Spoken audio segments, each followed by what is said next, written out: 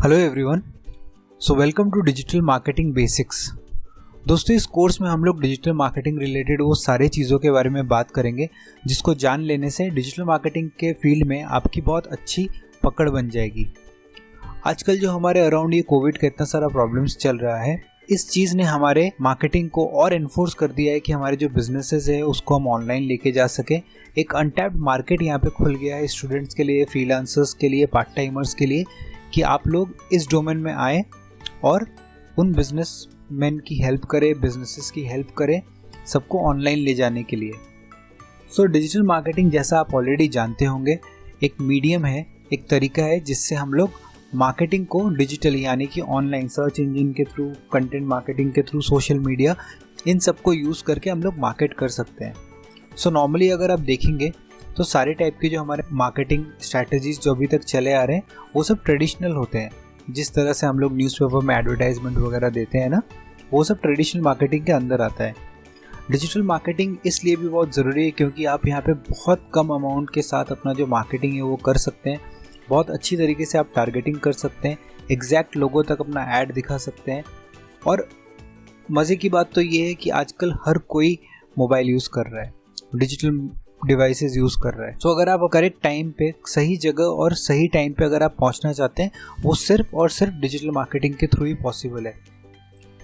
Example के तौर पे अगर आप एक न्यूज़पेपर में एडवर्टाइजमेंट देते हैं तो न्यूज़पेपर में एडवर्टाइजमेंट देने के लिए एक तो आपको एडवांस अमाउंट बहुत ज़्यादा लगाना पड़ेगा, और उसके ऊपर से न्यूज़पेपर का ऑडियंस हर तरह का ऑडियंस होता है। बच्चा भी पढ़ता है, बूढ़ा भी पढ़ता है, हर तरह की ऑडियंस उसको पढ़ती है।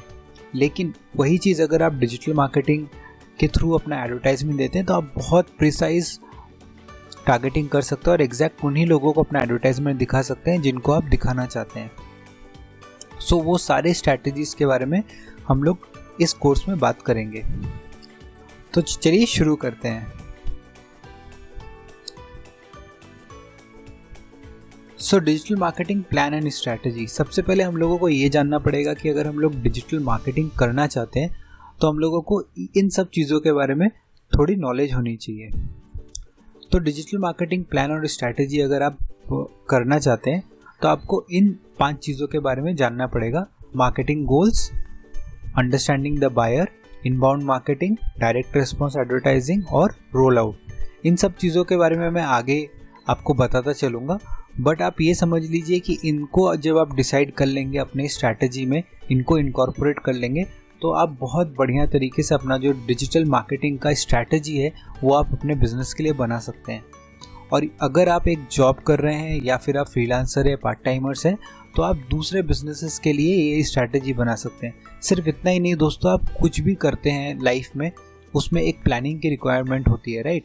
तो वो प्लानिंग डिजिटली आप किस तरह से कर सकते हैं, वो सब चीज़ें हम लोग सबसे पहले इसमें सीखेंगे।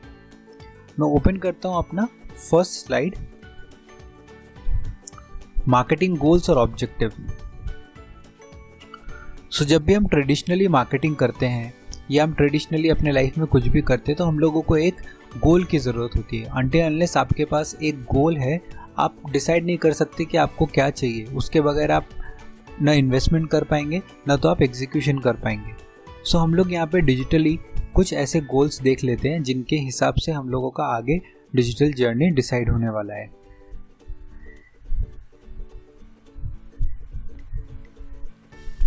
सो जब हम डिजिटल मार्केटिंग ऑब्जेक्टिव्स के बारे में बात करते हैं तो वो मेजरली 4 तरह के हम लोगों के मार्केटिंग ऑब्जेक्टिव्स होते हैं। सबसे पहला तो है एक्विजिशन ऑब्जेक्टिव, जहाँ पे हम लोग अक्वायर करने के लिए, नए नए कस्टमर्स को एक्वायर करने के लिए जो हम लोग स्ट्रैटेजीज बनाते हैं वो हमारे एक्विजिशन ऑब्जेक्टिव्स में आता है। नेक्स्ट है हमारा कन्वर्जन ऑब्जेक्टिव, जहाँ पे हम लोग कन्वर्जन स्ट्रैटेजी सेट करते हैं, तो हम लोगों का वहाँ पे कन्वर्जन ऑब्जेक्टिव एप्लीकेबल होता है। उसी तरीके से एडवोकेसी है, जहाँ पे हम लोग अपने यूज़र्स को एज एडवोकेट्स बनाते हैं। लॉयल कस्टमर्स को हम लोग आगे बोलते हैं कि आप रेकमेंड करो एक फ्रेंड को। तो वो सारे लोग जो एडवोकेसी हम कराना चाहते हैं, अपने ब्रांड को और बढ़ाना चाहते हैं, लोगों को वर्ड ऑफ माउथ से हम लोग और सेल्स लाना चाहते हैं, तो वो सारे के सारे जो ऑब्जेक्टिव्स है वो एडवोकेसी के अंदर आते हैं। और रिटेंशन में उसी तरीके से जब हम लोग रिटेन करके रखना चाहते हैं, सो हम लोग हमेशा ये बैलेंस मेंटेन करना चाहेंगे न्यू वर्सेस ओल्ड कस्टमर्स। तो हमारे जो ओल्ड कस्टमर्स हैं उनको हमको रिटर्निंग कस्टमर्स बनाना है, और जो हमारे नए कस्टमर्स हैं उनको हम लोगों को और बिल्ड करना है। सो मेजरली जैसा मैंने आपको बताया 4 तरह के डिजिटल मार्केटिंग ऑब्जेक्टिव्स होते हैं। एक्विजिशन ऑब्जेक्टिव, नए कस्टमर्स को लाने के लिए, कन्वर्जन ऑब्जेक्टिव, कन्वर्ट करने के लिए एग्जिस्टिंग कस्टमर्स को सेल्स पे कन्वर्ट करने के लिए, रिटेंशन ऑब्जेक्टिव जहाँ पे हम लोग कस्टमर्स को रिटेन करके रखने के लिए ऑब्जेक्टिव सेट करते हैं, और चौथा है हमारा एडवोकेसी, जहाँ पे इंटरनेट पे हमारे जो कस्टमर्स हैं उनको हम लोग वर्ड ऑफ माउथ से और कस्टमर्स एक्वायर करने के लिए कैसे उनको अपने ब्रांड एडवोकेट्स बना सकते हैं, वो सारी चीज़ें हम लोग इस स्लाइड में डिस्कस करते हैं। तो जब इन्हीं सब चीज़ों के बारे में हम लोग ऑनलाइन बात करते हैं, डिजिटली बात करते हैं, तो हम लोगों के क्या क्या मार्केटिंग ऑब्जेक्टिव्स हो सकते हैं, चलिए आइए देखते हैं। सबसे पहला हमारा ये मार्केटिंग ऑब्जेक्टिव हो सकता है कि हम लोगों को अपना सेल्स और रेवेन्यू इंक्रीज करना है। सेकंड हमारा मार्केटिंग ऑब्जेक्टिव हो सकता है हम लोगों को टारगेटेड ट्रैफिक अपने वेबसाइट पे लेके आना है। सो अगर आपके वेबसाइट पे ट्रैफिक आएगा तो वो, अगर आपका पूरा का पूरा सेल्स फनल ठीक से बिल्ट है तो आप उसको कन्वर्ट कर सकते हैं एक बढ़िया से रेवेन्यू में। थर्ड है हमारा इंक्रीज योर ऑनलाइन विजिबिलिटी।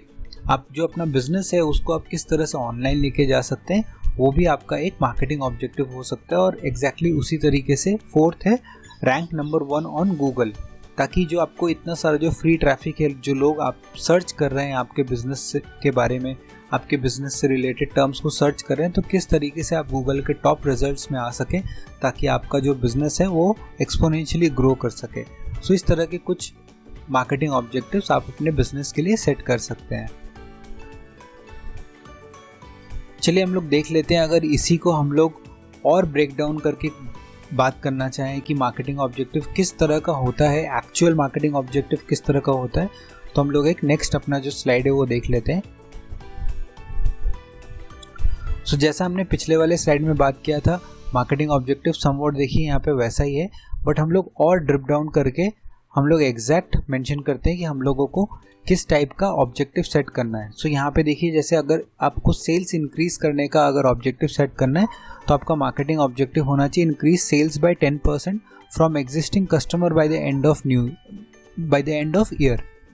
तो इस तरह का आप एक ऑब्जेक्टिव सेट कर सकते हैं। या फिर आपको ऑर्गेनिक ट्रैफिक बढ़ाना है 25% से एंड ऑफ ईयर। तो इस तरीके से आप लोगों को अपना जो मार्केटिंग ऑब्जेक्टिव है वो सेट करना होगा। जब आप मार्केटिंग ऑब्जेक्टिव एक सेट करेंगे, उसी हिसाब से आप बैक ट्रैक करके देख सकते हैं कि वहाँ तक पहुँचने के लिए आपको कौन से स्टेज में क्या क्या चीज़ों को करना पड़ेगा। जब आप आगे चल के फेसबुक, गूगल इन सब पे डिटेल्ड स्टडी करेंगे, स्पेशलाइजेशन करेंगे उनको और क्लोजली सीखेंगे, तब आपको रियलाइज़ होगा कि मार्केटिंग ऑब्जेक्टिव का जो इम्पोर्टेंस है वो बहुत ज़्यादा है। क्योंकि हर एक प्लेटफॉर्म पे, चाहे वो एड प्लेटफॉर्म हो, चाहे ऑटोमेशन प्लेटफॉर्म हो, आपके मार्केटिंग ऑब्जेक्टिव के हिसाब से ही बैक ट्रैक करके बाकी सारी चीज़ों का डिसीजन लिया जाता है। सेकेंड है हमारा understanding the buyer. So until unless आप अपने बायर को बहुत क्लोजली स्टडी कर सकते हैं, बहुत क्लोजली आप उनके बारे में समझ सकते हैं, आप उनको सेल्स अपना जो क्लोज करना है, जो आपका ऑब्जेक्टिव है, वो आप मीट नहीं कर पाएंगे। सो हम लोग इसमें देख लेते हैं कि किस तरीके से हम लोग अपने बायर्स को और क्लोजली स्टडी कर सकते हैं। बायर्स को बहुत क्लोजली मॉनिटर करने के लिए आप लोगों को बायर्स का जर्नी समझना पड़ेगा कि बायर किन किन स्टेज से होके गुजरता है एक सेल को क्लोज करने के पहले। तो आप बहुत ईजिली, बहुत अच्छी तरीके से अपना जो बिजनेस है उसको डिजिटली रेडी कर पाएंगे। सो देखिए, बायर जो होता है वो सबसे पहले अवेयरनेस की स्टेज से जाता है, जहाँ पे वो कोई एक प्रॉब्लम फेस कर रहा है जिसका उसको सॉल्यूशन चाहिए। मोस्टली जो सेल्स होता है वो उसी के बेसिस में होता है। जब तक बायर का जो आप प्रॉब्लम स्टेटमेंट है वो आप स्टडी नहीं करेंगे, उसको आप नहीं समझेंगे, तब तक आप अपना सॉल्यूशन यानी कि आप अपना प्रोडक्ट उनको सेल नहीं कर पाएंगे। सो अवेयरनेस होना ज़रूरी है। आप बायर के बारे में जानिए, कहाँ पे वो लोकेटेड है और उनकी क्या प्रॉब्लम स्टेटमेंट है। फिर आता है हमारा कंसिडरेशन स्टेज। कंसिडरेशन स्टेज में बायर कंसिडर करता है कि कौन कौन से उसके पास ऑप्शंस है, वो चेक करता है customer testimonials, reviews, detailed information लेता है वो सॉल्यूशन के ऊपर। ये सब लेने के बाद फाइनली वो परचेज़ करता है। लेकिन परचेज़ के पहले भी अगर आप देखेंगे तो एक फ्री ट्रायल यहाँ पे होता है। सो इतने सारे ऑप्शंस, इतने सारे स्टेजेस से वो गो थ्रू करता है, अवेयरनेस, कंसिडरेशन और परचेज़।